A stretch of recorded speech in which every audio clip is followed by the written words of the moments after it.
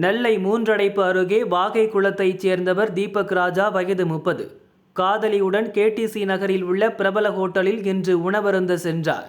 அப்போது அங்கு வந்த மர்ம கும்பல் பயங்கர ஆயுதங்களால் தீபக்கை தாக்க முயன்றது. அவர்களிடமிருந்து தப்பி ஓட முயன்ற தீபக் ஹோட்டல் வாசலில் தடுமாறி விட, கண்ணிமைக்கும் நேரத்தில் அந்த கும்பல் அரிவாளால் சரமாரியாக வெட்டி சாய்த்துவிட்டு தப்பினர்.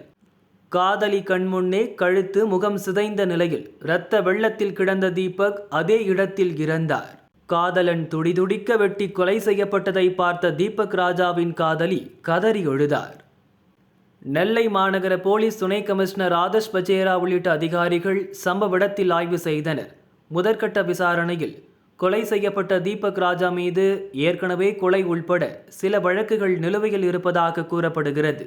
குறிப்பாக ஜாதி ரீதியாக நடந்த பல்வேறு குற்ற சம்பவங்களில் தீபக் ராஜாவுக்கு தொடர்பு இருப்பதும் தெரிய வந்துள்ளது.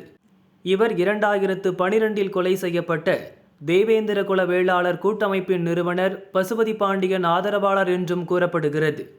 எனவே ஜாதி மோதல் காரணமாக தீபக் ராஜா கொலை செய்யப்பட்டாரா அல்லது முன்விரோதம் காரணமா என்ற கோணத்தில் போலீசார் விசாரிக்கின்றனர்.